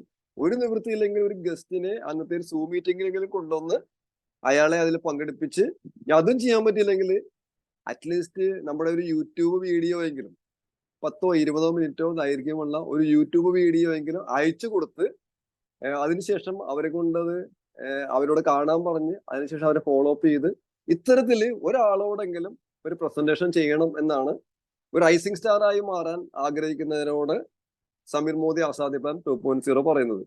അടുത്തെന്താ പറയുന്നത്? ഞാൻ എപ്പോഴും പറയാറുള്ള പോലെ തന്നെ മോദി കെയർ എപ്പോഴും വരുമാനം കൊടുക്കുന്നത് ലീഡർമാർക്കാണ്, അല്ലെ? എല്ലാ സ്ഥലങ്ങളിലും അങ്ങനെ തന്നെയാണ്. എല്ലാ സ്ഥലങ്ങളിലും ഏറ്റവും കൂടുതൽ വരുമാനം കിട്ടുന്നത് നേതാക്കന്മാർക്കാണ്, ഏറ്റവും കൂടുതൽ അംഗീകാരം കിട്ടുന്നത് നേതാക്കന്മാർക്കാണ്, അല്ലെ? നമുക്കറിയാം, നമ്മളിപ്പോ ഒരു ചർച്ച എടുത്തു കഴിഞ്ഞിട്ടുണ്ടെങ്കിൽ ആ ചർച്ചിനെ മൊത്തം നയിക്കുന്ന ആരാണ്? അവിടുത്തെ ആ പ്രിയസ്റ്റാണ്, അല്ലെ? അവിടുത്തെ എന്താ പറയുക, അവിടുത്തെ ആ വികാരിയായിരിക്കും. രാഷ്ട്രീയത്തിലായാലും അല്ലെ ഏറ്റവും കൂടുതൽ അംഗീകാരം കിട്ടുന്നത് അതിന്റെ നേതാവായിരിക്കും. എന്ന് പറയുന്ന പോലെ തന്നെ നേതാക്കന്മാരാണ് എപ്പോഴും ആദരിക്കപ്പെടുന്നത്. മോദി കെയറിൽ വിജയിക്കാനായിട്ട് നമ്മൾ ഓരോരുത്തരും ചെയ്യേണ്ടത് എന്താണ്? അനുയായികളായിട്ട് മറ്റുള്ളവരുടെ കൂടെ നിൽക്കണോ, അതിൽ നേതാക്കന്മാരായി നമ്മളെ ലീഡർഷിപ്പ് ക്വാളിറ്റി നമ്മൾ ഡെവലപ്പ് ചെയ്ത് നമ്മൾ സ്വയം ഒരു നേതാവായിട്ട് മാറണോ? നമ്മൾ പിന്നണി ഗായകരായിട്ട് മാറണോ? സ്റ്റേജിൽ നിന്ന് സംസാരിക്കുന്ന ആൾക്കാരായിട്ട് മാറണോ? എന്താണ് വേണ്ടത് ശരിക്കും? മുൻനിരയിലേക്ക് വരണം. മുൻനിരയിലേക്ക് വരണം. നമ്മളെല്ലാവരും നേതാക്കന്മാരായി മാറണം, അല്ല? നമ്മൾ സ്കില്ല് നമ്മൾ ഡെവലപ്പ് ചെയ്യണം. ഞാൻ എപ്പോഴും പറയാറുള്ള പോലെ, ഒരു ബസ് ഓടിച്ചുകൊണ്ട് പോകുന്ന ഡ്രൈവറാണ്, ബാക്കിലിരിക്കുന്നത് യാത്രക്കാരുടെ പാസഞ്ചേഴ്സ് ആണ്. ശരിക്കും പറഞ്ഞാൽ നമ്മളെ ടീമിലുള്ള ഭൂരിഭാഗം വരുന്ന ആൾക്കാരും അപ്ലൈൻ എന്ന് പറയുന്ന ഡ്രൈവർ ഓടിക്കുന്ന വാഹനത്തിൽ വളരെ കംഫർട്ടബിൾ ആയിട്ടിരുന്ന്, അല്ലെ, കപ്പലിനെയും കുറിച്ച് കാഴ്ചകളൊക്കെ ആസ്വദിച്ച് വർത്തമാനമൊക്കെ പറഞ്ഞ്, അല്ലെ, അങ്ങനെ വളരെ ആസ്വദിച്ച് പോകുന്ന ആളുകളാണ്, പാസഞ്ചേഴ്സ് ആണ് നമ്മളുടെ ടീമില് ഭൂരിഭാഗം വരുന്ന ആളുകളും. ശരിയാണ് ഞാൻ പറയുന്നത്. ഡ്രൈവേഴ്സ് വളരെ കുറവാണ്. കുറച്ച് ഡ്രൈവേഴ്സ് ഒക്കെ ഉണ്ട്, പുതിയ പുതിയ ഡ്രൈവേഴ്സ് വന്നുകൊണ്ടിരിക്കുന്നത്. അപ്പോ ഡ്രൈവർ എന്ന് പറയുമ്പോൾ ഡ്രൈവറിന് ഉത്തരവാദിത്വം ഉണ്ടല്ലേ? അദ്ദേഹത്തിന് ക്ലച്ച് ചവിട്ടണം, ഗിയർ മാറ്റണം, ആക്സിലറേറ്റർ യൂസ് ചെയ്യണം, ഫ്രണ്ടിലെ വാഹനങ്ങൾ നോക്കണം, യാത്രക്കാരെ നോക്കണം, ബാക്കിലുള്ള ആളുകൾ നോക്കണം, ഗതാഗത നിയമങ്ങൾ പാലിക്കണം. ഇതെല്ലാം പാലിക്കുന്ന ആളാണ് ശരിയായിട്ടുള്ള ഒരു ഡ്രൈവർ. ഫോളോവേഴ്സ് അല്ലെങ്കിൽ പാസഞ്ചേഴ്സിനാണെങ്കിലും ഇതൊന്നും നോക്കേണ്ട ആവശ്യം വെറുതെ ഇരുന്നാൽ മതി, അല്ലെ? അപ്പൊ എപ്പോഴും നേതാക്കന്മാരായിട്ട് മാറണം. അപ്പൊ നേതാക്കന്മാരായി മാറണം എന്നുണ്ടെങ്കിൽ ഇവിടെ പറയുന്നത് ഒരു ട്രെയിനിങ് എങ്കിലും ഒരാഴ്ചയിൽ നമ്മൾ ടീമിന് വേണ്ടിയിട്ട് കൊടുക്കണം. നമ്മുടെ അപ്ലയൻസിന്റെ മീറ്റിങ്ങിൽ കൊണ്ടുവന്നിരുത്തുക എന്നുള്ളതല്ല, അതൊക്കെ ആദ്യകാലങ്ങളിൽ ചെയ്യാം. അതിനുശേഷം നമ്മളായിട്ട് നമ്മുടെ ടീമിന് വേണ്ടി ഒരു ട്രെയിനിങ്, അത് പ്രോഡക്റ്റ് ട്രെയിനിങ് ആകാം, വർക്ക് ദ പ്ലാൻ ആകാം, ലീഡർഷിപ്പ് മീറ്റിംഗ് ആകാം, ഇത് ചെയ്യുന്നവരായിട്ട് മാറണം. എന്തിനു വേണ്ടിയാണ്? റൈസിംഗ് സ്റ്റാറായി മാറാൻ വേണ്ടി. നമ്മളുടെ ടീമിന് വേണ്ടി ഒരാഴ്ച നമ്മളൊരു ട്രെയിനിങ് കൊടുക്കണം. നമ്മളൊരു നേതാവായിട്ട് മാറണം, നമ്മുടെ ഡ്രൈവറായിട്ട് മാറണം. റൈസിംഗ് സ്റ്റാർ ആയിട്ട് ഉയരാൻ താല്പര്യമുള്ള ആളുകൾ ഇത് ചെയ്യാൻ തയ്യാറാണോ? Yes or no? ഓക്കെ. ഇതാണ് രണ്ടാമതായിട്ട് സമീർ മോദി ആസാദി പ്ലാൻ 2.0 കമ്പനി നമ്മളോട് പറയുന്നത്. ഓക്കെ, അടുത്തത്, ഇതെല്ലാം നമുക്ക് അറിയാവുന്നതാണെങ്കിൽ പോലും കമ്പനി ഒരു സിസ്റ്റമായിട്ട് നമ്മൾ മുമ്പിൽ അവതരിപ്പിക്കുന്നതാണ്. എന്താണ്? Individual sponsoring. ഒരാളെങ്കിലും നമ്മൾ വഴിയായിട്ട് നേരിട്ട് നമ്മുടെ നെറ്റ്വർക്കിലേക്ക് നമ്മൾ സ്പോൺസർ ചെയ്യണം, റിക്രൂട്ട് ചെയ്യണം, അല്ലെങ്കിൽ ജോയിൻ ചെയ്യിപ്പിക്കണം. ഒരാളെങ്കിലും ആഴ്ചയിൽ നമ്മൾ നേരിട്ട് സ്പോൺസർ ചെയ്യണം. അത് എവിടെ സ്പോൺസർ ചെയ്യണം, എവിടെ പ്ലേസ് ചെയ്യണം എന്നുള്ളത് നമുക്ക് തീരുമാനിക്കാം. പക്ഷെ നമ്മളുടെ സ്വന്തം പ്രവർത്തനത്തിന്റെ ഫലമായിട്ട് ഒരാളെങ്കിലും നമ്മൾ ആഴ്ചയിൽ സ്പോൺസർ ചെയ്യാൻ സാധിക്കണം. അങ്ങനെ വരുമ്പോൾ ഒരു മാസം ഏറ്റവും ചുരുങ്ങിയത് 4 പേരെങ്കിലും നമുക്ക് സ്പോൺസർ ചെയ്യാൻ സാധിക്കും. ഇതും വളരെ കുറവാണ്. ഇതിനേക്കാൾ കൂടുതലൊക്കെ ചെയ്യുന്നവരുണ്ട്, ചെയ്തിട്ടുള്ളവരുണ്ട്, ചെയ്യാൻ പോകുന്നവരുണ്ട്. പക്ഷെ മിനിമം നമ്മൾ ആഴ്ചയിൽ ഒരു സ്പോൺസറിങ് എങ്കിലും നമ്മൾ മിനിമം ചെയ്യണം. അടുത്ത 4ാമത്തെ പോയിന്റ് എന്ന് പറയുന്നത്, നമ്മൾ ഇനി പറയാൻ പോകുന്ന 4x4 പ്ലാൻ നമ്മൾ ഫോളോ ചെയ്യണം. മിനിമം 100 PV എങ്കിലും ചെയ്യുന്നവരായിട്ട് നമ്മൾ ഓരോരുത്തരും മാറണം. മിനിമം 100 PV എങ്കിലും. എന്റെ ഒരു അഭിപ്രായത്തിൽ കമ്പനി 5000-ന്റെയും 3000-ന്റെയും 2000-ന്റെയും 1000-ന്റെയും അല്ലെ 4 സ്ലാബുകളിൽ ഉൽപ്പന്നങ്ങൾ സൗജന്യമായിട്ട് തരാൻ തയ്യാറാണ്. ഇത് വാങ്ങിച്ചെടുക്കാൻ നമ്മൾ ശ്രമിക്കണം എന്നാണ് എൻ്റെ ഒരു റിക്വസ്റ്റ്. പരമാവധി 100 PV എന്ന് പറയുമ്പോൾ നമുക്ക് എല്ലാവർക്കും അറിയാം, ഏതാണ്ട് 2700 PV 5400 രൂപയുടെ ഉൽപ്പന്നങ്ങൾ വാങ്ങിക്കുമ്പോൾ നമുക്ക് 100 PV ആവും. നോർമലി ഒരു 6000 രൂപ ഉൽപ്പന്നം വാങ്ങിക്കുമ്പോൾ 100 PV ആവും. പക്ഷെ എന്റെ അഭിപ്രായത്തിൽ ഈ 4 സ്ലാബും കീഴടക്കുന്നവരായിട്ട് മാറുക. അപ്പൊ നമുക്ക് കൂടുതൽ ഉൽപ്പന്നങ്ങൾ നമുക്ക് കിട്ടും. ആ ഉൽപ്പന്നങ്ങൾ നമുക്ക് സാമ്പിളായിട്ട് കൊടുക്കാം, ഗിഫ്റ്റ് ആയിട്ട് നമുക്ക് കൊടുക്കാം, ലോയൽറ്റി നമുക്ക് മാക്സിമം കമ്പനിയിൽ നിന്ന് വാങ്ങിച്ചെടുക്കാൻ സാധിക്കും. അപ്പോൾ മിനിമം 100 PV എങ്കിലും നമ്മൾ ചെയ്യണം. 100 PV ചെയ്യുക എന്നുള്ളത് ഇത്രയും ഉൽപ്പന്നങ്ങളുള്ള കമ്പനിയിൽ, ഇത്രയും ഉൽപ്പന്നങ്ങൾ ഇറക്കിയിട്ടുള്ള ഇനി ഇറക്കിക്കൊണ്ടിരിക്കുന്ന കമ്പനിയോട് നമ്മൾ ചെയ്യേണ്ട ഒരു ഉത്തരവാദിത്വമാണ് എന്ന് ഞാൻ കരുതുന്നു. ഇതിൽ മിക്കവാറും ആളുകൾ 100 PV ചെയ്യുന്ന ആളുകളാണ്. കൺഗ്രാജുലേഷൻ. പുതിയ ആളുകൾ 100 PV ചെയ്യുക. അവർക്ക് വേണ്ടി നമ്മൾ പ്രത്യേക പ്രോഗ്രാമുകളൊക്കെ നമ്മൾ പ്ലാൻ ചെയ്യുന്നുണ്ട്. നമുക്ക് അടുത്ത സ്ക്രീനിലേക്ക് പോകാം. ഇനി നമ്മൾ 100 PV വെച്ചുകൊണ്ട് എങ്ങനെയാണ് നമ്മൾ ബിസിനസ് മുമ്പോട്ട് പോകുന്നത് എന്നുള്ളതിന്റെ ഒരു പ്ലാനാണ് ഇവിടെ കാണിച്ചിട്ടുള്ളത്. ഇതിൽ പറയുന്നത് നമ്മൾ 100 PV നമ്മൾ ചെയ്യുന്നു, സ്വന്തമായിട്ട് 100 PV നമ്മൾ ചെയ്യുന്നു, നമ്മൾ റോൾ മോഡലായിട്ട് മാറുന്നു. അതിനുശേഷം 4 പുതിയ വ്യക്തികളെ നമ്മൾ സ്പോൺസർ ചെയ്യുന്നു. ഇതിപ്പോ ഓരോരുത്തരും നമ്മൾ പുതിയ വ്യക്തി എന്നുള്ള രീതിയിൽ വേണമെങ്കിൽ പോലും നമ്മൾക്ക് ഈ പ്ലാനിനെ കാണാം. ഇനിയും ഈ രീതിയിലേക്ക് നമുക്ക് മാറാനായിട്ട് സാധിക്കും. ഇപ്പൊ നമ്മൾക്ക് 5, 10, 15, 20 ടീമൊക്കെ ഉണ്ടെങ്കിൽ പോലും അതില് 4 ആളുകളെ നമ്മളോട് ചേർന്ന് നിൽക്കുന്ന, നമ്മളെ ഇഷ്ടപ്പെടുന്ന, നമ്മൾ പറഞ്ഞാൽ കേൾക്കുന്ന 4 ഡയറക്റ്റ് ആളുകളെ നമ്മൾ സെലക്ട് ചെയ്തിട്ട് ഈ 4 ടീമിലേക്ക് നമ്മുടെ പ്രവർത്തനങ്ങൾ ഊർജിതമാക്കാൻ ഡീപ്പർ ലെവലിലേക്ക് ശ്രമിച്ചാൽ പോലും ഈ പ്ലാനിലൂടെ നമുക്ക് സഞ്ചരിക്കാൻ സാധിക്കും. അപ്പൊ അതേസമയം പുതിയതായിട്ട് ജോയിൻ ചെയ്ത ആളുകളാണെങ്കിൽ നിങ്ങൾ ഒരുപാട് ആളുകൾ നേരിട്ടെടുക്കാതെ നിങ്ങൾ അപ്ലയൻസുമായിട്ട് ലീഡേഴ്സുമായിട്ട് സംസാരിച്ചിട്ട് ഒരു 4 വ്യക്തികളെ നേരിട്ട് സ്പോൺസർ ചെയ്തതിന് ശേഷം പിന്നീട് ആ 4 പേരെ നമ്മൾ സപ്പോർട്ട് ചെയ്ത് അവരുടെ വീട്ടിൽ ഹോം ഡെമോ വെച്ച്, അവരുടെ വീട്ടിൽ മീറ്റിംഗ് വെച്ച്, അവരെ കൊണ്ട് മെമ്മറി ജോഗർ ലിസ്റ്റ് ഇടിപ്പിച്ച് അവരിൽ നിന്ന് 4 പേരെ വെച്ച് നമ്മൾ കണ്ടെത്തണം എന്നുള്ളതാണ് ഈ ഒരു 4x4 പ്ലാനിൽ പറയുന്നത്. അതല്ല എങ്കിൽ 4ന് ശേഷം പിന്നീട് നമ്മളായിട്ട് കൊണ്ടുവരുന്ന ആളുകളെ ഈ താഴെ വരുന്ന ഗ്രൂപ്പുകളിൽ നമുക്ക് വേണമെങ്കിൽ പ്ലേസ് ചെയ്ത് കൊടുക്കുകയും ചെയ്യാം. അപ്പൊ അങ്ങനെ വന്നു കഴിഞ്ഞാൽ മൊത്തം ഈ ഗ്രൂപ്പിൽ നമ്മൾ 4 പേരെ സ്പോൺസർ ചെയ്യുന്നു. ഈ 4 പേരെ സ്പോൺസർ ചെയ്ത് കഴിഞ്ഞിട്ടുണ്ടെങ്കിൽ 16 പേരുണ്ടാവും അല്ലെ. 16 + 4 + 1 21 പേര് 100 PV വെച്ച് ചെയ്ത് കഴിഞ്ഞാൽ നമ്മളുടെ ഗ്രൂപ്പ് PV എന്ന് പറയുന്നത് എന്തായിരിക്കും? 2100 ആയിരിക്കും. നമ്മളുടെ മാർക്കറ്റിംഗ് പ്ലാൻ പ്രകാരം നമ്മൾ വിളിക്കുന്നത് സൂപ്പർവൈസർ എന്നായിരിക്കും. നമ്മൾ പെർസെന്റേജ് 13% ഇങ്ങനെ പ്രവർത്തിക്കാനാണ് നമ്മൾ ശ്രമിക്കേണ്ടത്. ഇത്തരത്തിലാണ് നമ്മൾ ടീം സെറ്റ് ചെയ്യേണ്ടതെന്നാണ് സമീർ മോദി ആസാദി പ്ലാൻ 2.0 നമ്മളെ കമ്പനി ഒഫീഷ്യൽസ് നമ്മളെ പഠിപ്പിക്കുന്നത്. നമ്മൾ 4 പേരെ സ്പോൺസർ ചെയ്യുന്നു. ആ 4 പേർക്ക് വേണ്ടി നമ്മൾ വർക്ക് ചെയ്ത് അവരിൽ നിന്ന് 4 പേരെ നമ്മൾ കണ്ടെത്താനായിട്ട് പരിശ്രമിക്കുന്നു. അങ്ങനെ ഈ ഒരു സ്ട്രക്ചർ നമുക്ക് നമ്മളെ മാർക്കറ്റിംഗ് പ്ലാനിന്റെ സ്ലാബ് നമുക്ക് എല്ലാവർക്കും തന്നെ അറിയാവുന്നതാണ്. ഈ സ്ലാബ് നമ്മൾ ശരിക്കും പറഞ്ഞാൽ വ്യത്യസ്തമാക്കേണ്ടതാണ്. നമ്മളുടെ പെർസെന്റേജ് ലെവൽ കൃത്യമായിട്ട് ഇവിടെ പറയുന്നുണ്ട്. 1 മുതൽ 300 PV വരെ നമ്മൾ 7% നമ്മൾ വിളിക്കുന്ന കൺസൾട്ടന്റ് എന്നാണ്. 300 PV മുതൽ 1200 PV വരെ നമ്മൾ സീനിയർ കൺസൾട്ടന്റ് 10%. 1200 മുതൽ 2700 വരെ നമ്മൾ സൂപ്പർവൈസർ 13%. ഇപ്പൊ നമ്മൾ നേരത്തെ കണ്ട വോളിയം എത്രയായിരുന്നു? 2100 ആയതുകൊണ്ട് നമ്മൾ ഇവിടെ 13%-ത്തിലാണ് സൂപ്പർവൈസർ ആണ്. പിന്നീട് 2700 മുതൽ 4000 വരെ സീനിയർ സൂപ്പർവൈസർ 15%. 4000-ന് മേലെ വരുന്നത് 16%. അവരെ ഡയറക്ടർ എന്ന് വിളിക്കുന്നു. ഇത് അക്യുമുലേഷനിലൂടെയാണ് സംഭവിക്കുന്നത്. ഓരോ മാസത്തെയും ബിസിനസ് ആഡ് ചെയ്താണ് നമുക്ക് ഈ ഓരോ ലെവലുകളും നമുക്ക് കയറി പോകാനായിട്ട് സാധിക്കുന്നത്. അപ്പൊ നമുക്ക് അറിയാവുന്ന കാര്യം തന്നെ ഒന്നും ജസ്റ്റ് ഒന്ന് ഇതിൽ ആഡ് ചെയ്യുന്ന മാത്രമേ ഉള്ളൂ. അപ്പൊ അങ്ങനെയാണെങ്കിൽ അടുത്ത സ്ലാബില് അടുത്ത സ്ക്രീനിൽ നമ്മൾ പറയുന്നത് ഇനി ഇതേ വോളിയം വരുന്ന മാസം വന്നാൽ പോലും ആദ്യത്തെ മാസം വന്ന 2100-ഉം ഈ മാസത്തിൽ 2100 വന്നു കഴിഞ്ഞാൽ 4200 ആവുന്നു അല്ലെ. നമ്മൾ ക്വാളിഫൈഡ് ഡയറക്ടർ ആകുന്നു. അതായത് ഈ 21 പേരിൽ നിന്നും പുതിയ ആളുകളൊന്നും വന്നില്ലെങ്കിൽ പോലും ഈ 21 പേരും 100 PV വെച്ച് ചെയ്താൽ പോലും കഴിഞ്ഞ മാസത്തിൽ 2200-ഉം ഈ മാസത്തിൽ 2200 കൂടുമ്പോൾ 4200 വരുന്നു. നമ്മളൊരു ക്വാളിഫൈഡ് ഡയറക്ടറായിട്ട് മാറുന്നു. നമുക്ക് എല്ലാവർക്കും അറിയാവുന്ന പോലെ ഇതൊരു പിക്ചറാണ്. എങ്ങനെയാണ് ബിസിനസ് വരുന്നതെന്ന് നമ്മളെ കാണിക്കുന്നതിന് വേണ്ടിയായിട്ട് ഉള്ള സ്ട്രക്ചറാണ്. ശരിയായ രീതിയിൽ നമ്മൾ നോക്കുമ്പോൾ എല്ലാവരും ഇതേമാതിരി തന്നെ 100 PV ചെയ്യണമെന്നില്ല. ചില ആളുകൾ 100-ൽ കൂടുതൽ ചെയ്യുന്നവരുണ്ടാവും. നമ്മുടെ ഗ്രൂപ്പിൽ ട്രീസ മേഡത്തിനെ പോലുള്ള ലീഡേഴ്സ് ഒക്കെ 250, 300, 400 ഒക്കെ ചെയ്യാറുണ്ട്. ചില ആളുകൾ 50 PV ചെയ്യുന്നവരായിരിക്കും, ചില ആളുകൾ 60 PV ചെയ്യുന്നവരായിരിക്കും, ചില ആളുകൾ 0 ആയിരിക്കും.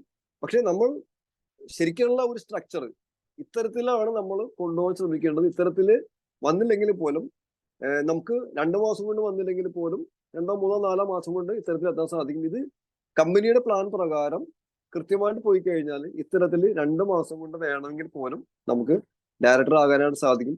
നോർമലി 1100 കൊടുത്തുകൊണ്ട് ഒരു ഡയറക്ടർ ആവുന്ന ഒരാൾക്ക് നേരത്തെ പറഞ്ഞത് 2500, 3000 രൂപയ്ക്കാണ് അവർക്ക് കമ്മീഷൻ കിട്ടുന്നതെങ്കിൽ, ഇത്തരത്തിലാണ് നമ്മൾ ഒരു ഡയറക്ടർ ആകുന്നതെങ്കിൽ എത്ര രൂപ കിട്ടുമെന്ന് അവിടെ കാണിച്ചിരിക്കുന്നത് നിങ്ങൾ കാണുന്നുണ്ട്? ആരെങ്കിലും പറയാമോ? എത്ര രൂപ കിട്ടുമെന്നാണ് കാണിച്ചിരിക്കുന്നത്? 7,700 രൂപ ഉണ്ടാവും. കാരണം എന്താണ്? നമ്മളിവിടെ ഓവർ ബിൽഡാണ് ചെയ്തിരിക്കുന്നത്. നമുക്ക് 2,100 PGPV നമുക്ക് കൊണ്ടുവരാനായിട്ട് സാധിച്ചിട്ടുണ്ട്. അതുകൊണ്ട് തന്നെ നമ്മളെ വരുമാനം 7,700, ഡയറക്ടർ ലെവലിൽ നിന്നുകൊണ്ട് തന്നെ 7,700 രൂപ നമുക്ക് നേടാനായിട്ട് നമുക്ക് സാധിക്കും. ഇതാണ് ഈ ഒരു ഡയറക്ടർ ആകുമ്പോഴുള്ള പ്ലാൻ. നമുക്ക് അടുത്ത സ്ക്രീനിലേക്ക് കടക്കാം. ഇവിടെ പറയുന്നത് നേരത്തെ പറഞ്ഞ പോലെ ഈ ഒരു റൈറ്റ് പ്രിൻസിപ്പിൾ നമ്മൾ ഫോളോ ചെയ്യുന്ന സമയത്ത് സാധാരണ കിട്ടുന്ന 3,000 രൂപയ്ക്ക് പകരം നമുക്ക് 7,700 രൂപ ബാങ്കിൽ കിട്ടുന്നു.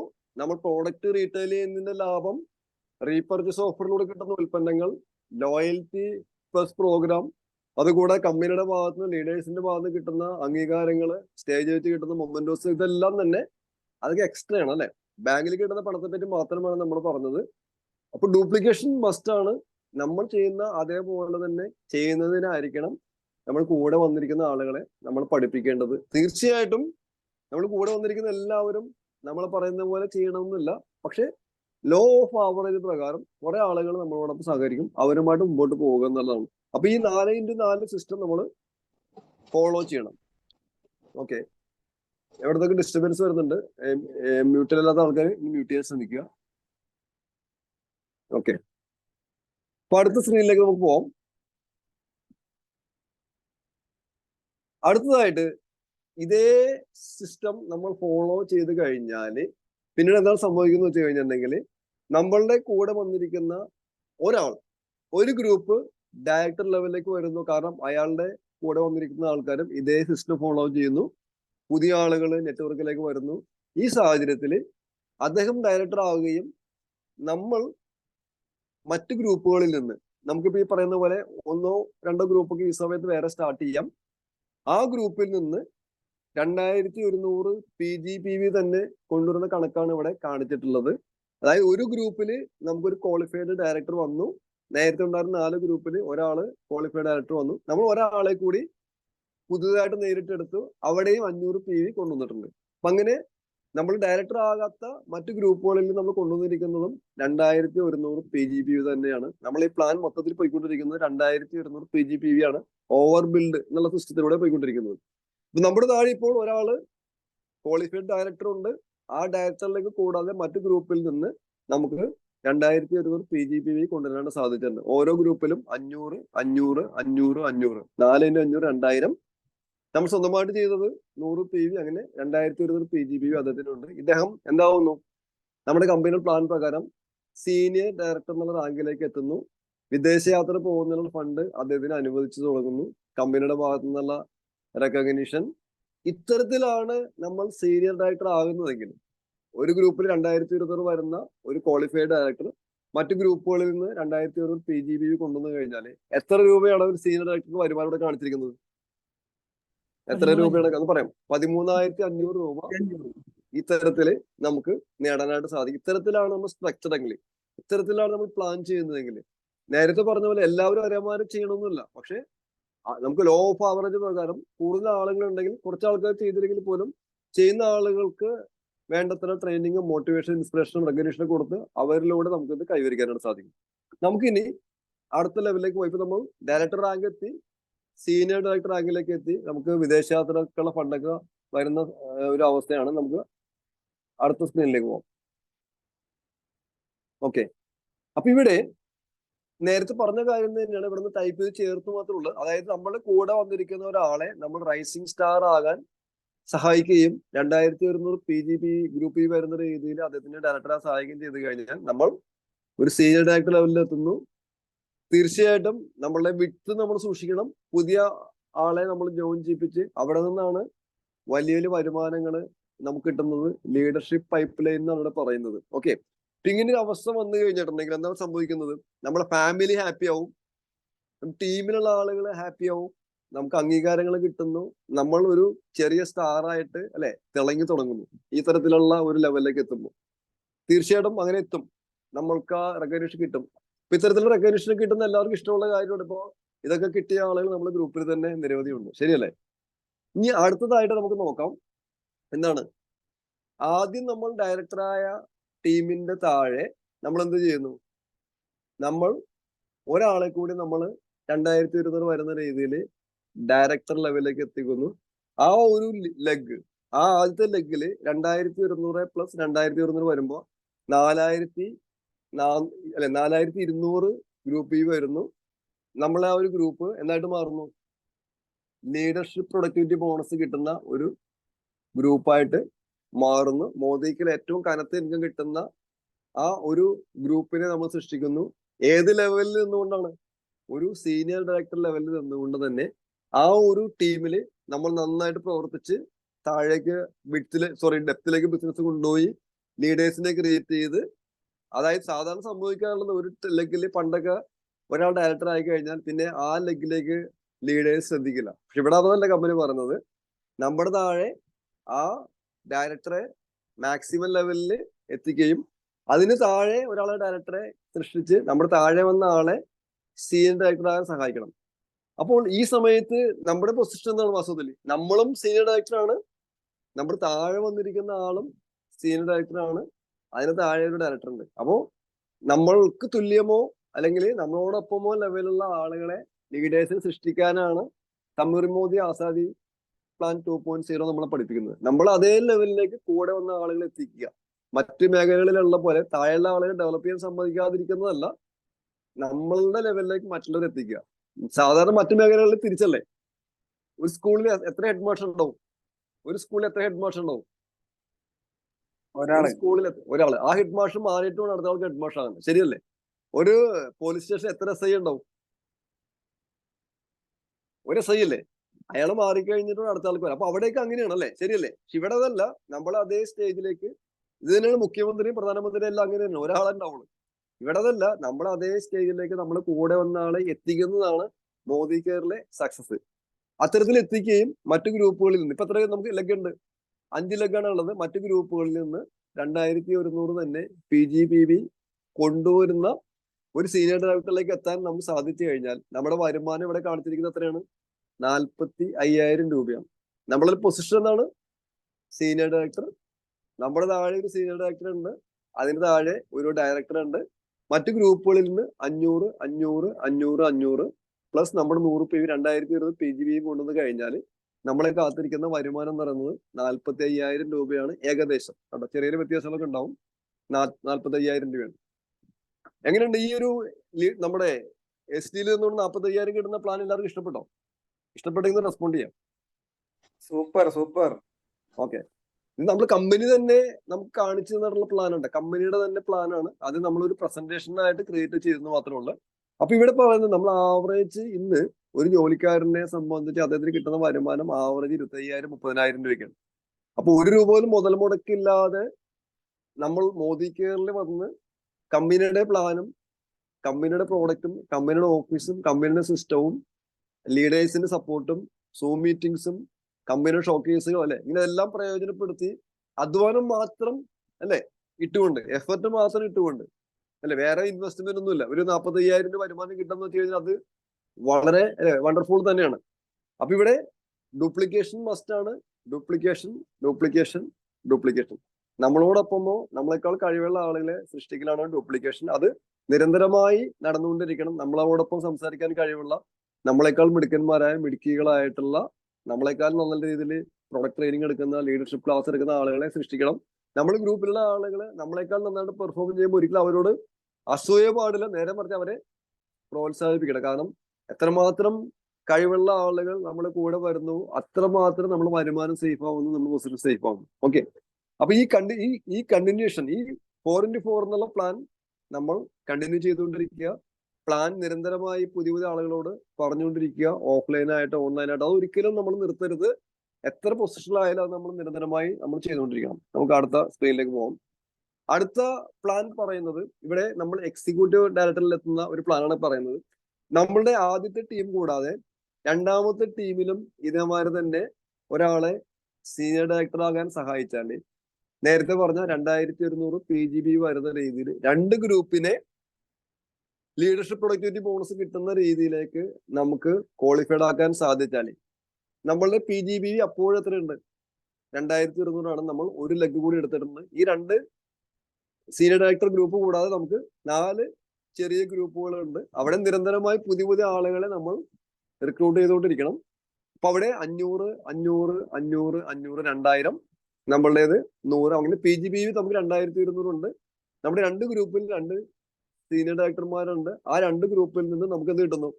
ലീഡർഷിപ്പ് പ്രൊഡക്ടിവിറ്റി ബോണസ് കിട്ടുന്ന ഈ ഒരു സ്റ്റേജിൽ എക്സിക്യൂട്ടീവ് ഡയറക്ടർ റാങ്കിൽ നിന്നുകൊണ്ട് നമ്മളെ കാത്തിരിക്കുന്ന വരുമാനം ഏതാണ്ട് 73,000 രൂപയാണ്. ഇത്തരത്തിലാണ് നമ്മുടെ സ്ട്രക്ചർ നമ്മൾ മുമ്പോട്ട് പോകുന്നതെങ്കിൽ, നമ്മൾ പേഴ്സണൽ ജോയിനിങ്സ് നമ്മൾ നിരന്തരമായി ചെയ്യുന്നുണ്ടെങ്കിൽ, നമ്മൾ പ്രസന്റേഷൻ ഡെയിലി ചെയ്യുന്നുണ്ടെങ്കിൽ നമ്മുടെ വരുമാനം 73,000 ആയിരിക്കും. അടുത്ത സ്ക്രീനിലേക്ക് പോകാം. അടുത്തത് നമ്മളുടെ ലെവൽ എന്ന് പറയുന്നത് സീനിയർ എക്സിക്യൂട്ടീവ് ഡയറക്ടർ ലെവലാണ്. നമ്മളുടെ 3 പേരെ നമ്മൾ എന്താക്കുന്നു? സീനിയർ ഡയറക്ടർ ആക്കുന്നു. 3 ഗ്രൂപ്പിൽ സീനിയർ ഡയറക്ടർ ആക്കുന്നു. അവരുടെ താഴെ നേരത്തെ പറഞ്ഞ രീതിയിൽ 2200 PV വരുന്ന ഗ്രൂപ്പിൽ വരുന്ന 3 ഡയറക്ടർമാരും വന്നു കഴിഞ്ഞാൽ 3 ഗ്രൂപ്പിൽ നിന്നും LPB ബോണസ് കിട്ടുന്ന ലെവലിൽ വരുന്നു. ഇത്തരത്തിൽ വരുന്ന സമയത്ത് കമ്പനിയുടെ ഭാഗത്തു നിന്നുള്ള നമുക്കൊരു മിനിമം ഗ്യാരണ്ടി ഒക്കെ ഉണ്ട്. അതിലേക്ക് ഡീറ്റെയിൽ ആയിട്ട് പോകുന്നത് ഇതെല്ലാം ഉൾപ്പെടെയാണ് നമ്മുടെ വരുമാനം. ഒരു സീനിയർ എക്സിക്യൂട്ടീവ് ഡയറക്ടർ ലെവലിൽ നിന്നുകൊണ്ട് നമുക്ക് 1,05,000 രൂപ വരെ വാങ്ങിക്കാവുന്ന ഒരുപക്ഷെ ലോകത്തിലെ ഏറ്റവും മഹത്തായ ഒരു മാർക്കറ്റിംഗ് പ്ലാനാണ് സമീർ മോദി ആസാദ് പ്ലാൻ. നിങ്ങളൊരു ലാഖ്പതി ആയി മാറിയിരിക്കുന്നു. കൺഗ്രാജുലേഷൻ. ഇത്തരത്തിലാണെങ്കിൽ നമ്മുടെ റാങ്ക് എന്താണ്? സീനിയർ എക്സിക്യൂട്ടീവ് ഡയറക്ടറിൽ നമ്മൾ നിൽക്കുന്നു. നമ്മുടെ താഴെ 3 ലെഗിലായിട്ട് 3 സീനിയർ ഡയറക്ടർ ഉണ്ട്.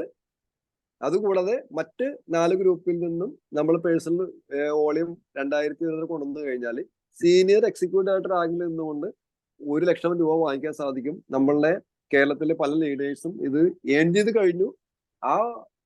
അവർ ഏൺ ചെയ്തതിന്റെ അടിസ്ഥാനത്തിൽ, തെളിവിന്റെ അടിസ്ഥാനത്തിലാണ് കമ്പനി ഈ ഒരു പ്ലാൻ പ്രൊമോട്ട് ചെയ്യുന്നത്. നമുക്ക് അടുത്ത സ്ക്രീനിലേക്ക് പോകാം. ഓക്കെ, അടുത്തത് നമ്മൾ വീണ്ടും ലെഗുകൾ നമ്മൾ കൂട്ടുന്നു. നമ്മൾ 6 ലെഗിലേക്ക്, നമ്മളുടെ കൂടുതൽ ലെഗുകളെ നമ്മൾ എഫേർട്ട് എടുത്ത് അവരെ നമ്മൾ സീനിയർ ഡയറക്ടർമാരാക്കി മാറ്റുന്നു. നമ്മൾ PGP അപ്പോഴും 2200 തന്നെയുണ്ട്. നമുക്ക് 6 സീനിയർ ഡയറക്ടർമാരാണ് നമ്മളോടൊപ്പം ഉള്ളത്. 6 ഗ്രൂപ്പ് ഡയറക്ടർ ആയി കഴിഞ്ഞാൽ നമ്മുടെ പേര് ഡയമണ്ട് ഡയറക്ടർ ആണെന്ന് നമുക്കറിയാം. ഇപ്പൊ നമ്മളിലേക്ക് നെൽസൺ സാറൊക്കെ ആ ഒരു ലെവലിലാണ് നിൽക്കുന്നത്, ജസ്റ്റിൻ സാറൊക്കെ ആ ലെവലിലാണ് നിൽക്കുന്നത്. ഈ 6 ഗ്രൂപ്പിൽ നിന്നും ലീഡർഷിപ്പ് പ്രൊഡക്ടിവിറ്റി ബോണസ് കിട്ടുന്ന സാഹചര്യത്തിൽ, നമുക്ക് 2200 PGP ഉള്ള സാഹചര്യത്തിൽ നമ്മുടെ വരുമാനം എന്ന് പറയുന്നത് 1,80,000 രൂപയായിരിക്കും. ഇപ്പൊ നമ്മളുടെ മുൻപിലുള്ള ലീഡേഴ്സൊക്കെ ഇതൊക്കെ വാങ്ങിച്ചു കഴിഞ്ഞു.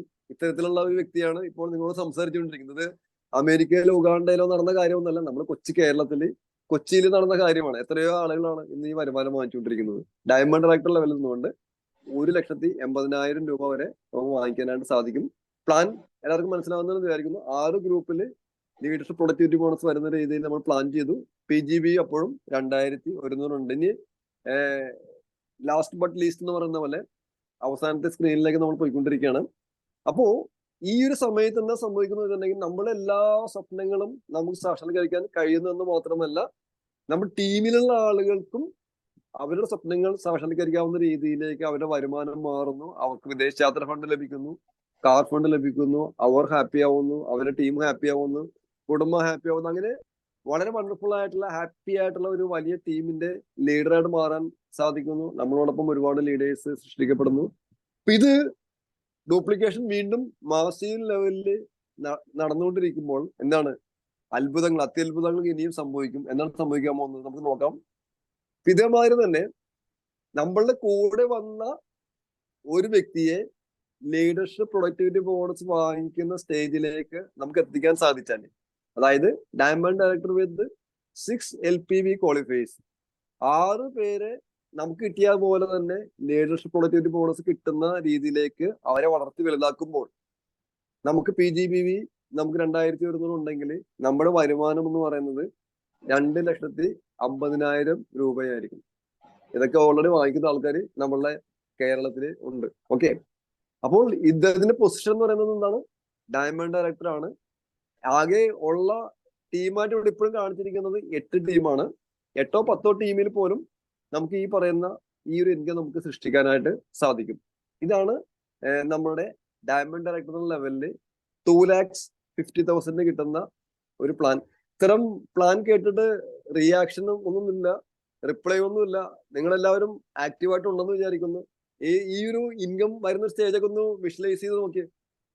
അങ്ങനെ ഒരു അവസ്ഥ എത്തുമ്പോഴുള്ള കിടുങ്ങിയിരിക്കണേ. അതെ, എല്ലാവരും മന്ത്രടിച്ചിരിക്കാണ്. അതാണ് അല്ല, ഇതാണ് മോദി കെയറിന്റെ പ്ലാൻ. പക്ഷെ ഇത്തരത്തിലുള്ള പ്ലാൻ നമുക്ക് കേൾക്കാൻ നമുക്ക് സമയം കിട്ടാറില്ല. ഇത് ഇങ്ങനെ എടുക്കുന്നതിന് അതിൻ്റെതായ സമയമാണ്. ഇതാണ് നമ്മളെ പ്ലാൻ. ഇത്തരത്തിലാണ് നമ്മൾ സൃഷ്ടിക്കേണ്ടത്.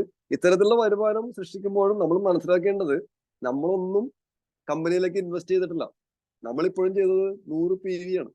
100 PVയുടെ ബിസിനസ്സാണ് ഇപ്പോൾ നമ്മൾ ചെയ്തിട്ടുള്ളത്. നമ്മൾ താഴെ കൂടെ വന്ന ആളുകളെ സഹായിച്ചു, അവരെ ഇൻസ്പയർ ചെയ്ത്, അവരെ മോട്ടിവേറ്റ് ചെയ്ത്. ചില ആളുകളൊക്കെ മോദി കെയറിനെ പറ്റി ഇങ്ങനെ പറയാറുണ്ട്, ഇത് ഭയങ്കര ഹാർഡ് വർക്കാണ്, ഭയങ്കര കഷ്ടപ്പാടാണ്, ഭയങ്കര ബുദ്ധിമുട്ടാണെന്നൊക്കെ പല ആൾക്കാരും പറയാറുണ്ട്. ഞാൻ പറയും, ഇതിന്റെ കഷ്ടപ്പാടൊന്നും ഒരു കഷ്ടപ്പാടല്ല, ഇതൊരു പ്ലസന്റ് വർക്കാണ്, സന്തോഷമുള്ള ഒരു വർക്കാണ്. ഒരിക്കലും ഹാർഡ് വർക്കായിട്ടൊന്നും തോന്നാറില്ല. ഹാർഡ് വർക്കായിട്ട് തോന്നാത്ത കാരണം എന്താണ്? നമ്മളിവിടെ ഒന്നും ഇൻവെസ്റ്റ് ചെയ്തിട്ടില്ല, നമ്മൾ തലച്ചോട് പോലെ ഒന്നും ചുമക്കുന്നില്ല, നമുക്ക് സ്ട്രെസ് ഇല്ല, നമുക്ക് ടെൻഷൻ ഇല്ല, നമ്മളുടെ സ്റ്റാഫിന് നമ്മൾ ശമ്പളം കൊടുക്കണ്ട, റെന്റ് കൊടുക്കണ്ട, അല്ലെ, ടെൻഷൻ ഇല്ല, നമുക്ക് കോമ്പറ്റീഷനെ നമ്മൾ പേടിക്കണ്ട, കൊറോണയെ പേടിക്കണ്ട, മറ്റുള്ള പ്രതിസന്ധികളെന്നും പേടിക്കണ്ട. ആകെ വരാൻ പോകുന്നത് എന്താണ്? ചില ആളുകൾ ഉദ്ദേശിക്കുന്ന രീതിയിൽ പ്രവർത്തിക്കില്ല, ചില ആളുകൾ ഉദ്ദേശിക്കുന്ന രീതിയിൽ പെർഫോം ചെയ്യില്ല, ചില ആളുകൾ ബിസിനസ്സിൽ ചിലപ്പോ സ്ലോ ആകും. ഞാനൊന്ന് ഓപ്പൺ ചെയ്തേക്കട്ടെ നമ്മളെ. ഓക്കെ, ചില ആളുകൾ ബിസിനസ്സിൽ നിന്ന് പിന്തിരിഞ്ഞ് പോയേക്കാം, ചില ആളുകൾ ഇനാക്റ്റീവ് ആയേക്കാം, അല്ലെ, ചിലപ്പോ ചില ഭാഗങ്ങളിൽ നിന്ന് നമുക്ക് റിജക്ഷൻ ഉണ്ടായേക്കാം. ഇതൊക്കെ മാത്രമേ ഉള്ളൂ. ചിലപ്പോൾ ഉദ്ദേശിച്ച രീതിയിൽ ബിസിനസ് പോകുന്നുണ്ടാവില്ല, ചില സമയത്ത് ചില സ്റ്റാഗ്നേഷൻ വന്നേക്കാം. ഇത്തരത്തിലുള്ള കാര്യങ്ങളൊക്കെ നമ്മൾ അതിജീവിക്കാൻ തയ്യാറായാല് നമ്മളെ കാത്തിരിക്കുന്ന ഇത്രയ്ക്ക് വലിയൊരു ഇൻകം ആണ്. ഇത് വാങ്ങിക്കുന്ന ആളുകളുണ്ട്, ഇതല്ല ഇതിന്റെ 2 ഇരട്ടിയും 3 ഇരട്ടിയും 10 ഇരട്ടിയും വാങ്ങിക്കുന്ന ആൾക്കാരുണ്ട്. അപ്പൊ അങ്ങനെയാണെങ്കിൽ നമ്മൾ പറഞ്ഞത് തന്നെയാണ്, if you create LPU qualifier in each team your income will be 2,50,000. അപ്പൊ നമ്മൾ ശരിയായ രീതിയിൽ എഫേർട്ട് ഇട്ടാല്, efforts in the right direction brings amazing result. ശരിയായ രീതിയിലാണ് നമ്മൾ എഫേർട്ട് ഇടുന്നതെങ്കിൽ നമ്മളുടെ റിസൾട്ട് അമേസിംഗ് ആയിരിക്കും, എക്സലന്റ് ആയിരിക്കും. അപ്പോൾ ഒരു ചാമ്പ്യൻ ആയിരിക്കും എപ്പോഴും എല്ലാ ബുദ്ധിമുട്ടുകളും കഷ്ടപ്പാടുകളും ഒരു ടോണിക്കായിട്ട് എടുക്കുക, നമുക്ക് വളർച്ചയിലേക്കുള്ള ഒരു ഘടകമായിട്ട് എടുക്കുക. നമ്മളുടെ ബുദ്ധിമുട്ടുകളും കഷ്ടപ്പാടുകളൊക്കെ വരുമ്പോൾ അതിനെ ഓവർകം ചെയ്യാനുള്ള കരുത്ത് നേടിയെടുക്കുക. അതൊക്കെ നമുക്ക് തരുന്നത്, നേരത്തെ പറഞ്ഞ പോലെ, നമ്മളുടെ പെർഫോമൻസ് വർദ്ധിപ്പിക്കുന്നതിനും നമ്മൾ കൂടുതൽ സ്ട്രോങ് ആക്കുന്നതിനുമായിട്ട് നമ്മൾ കണക്കാക്കണം. അല്ലാതെ അതിൽ തളർന്നു പോരുത്.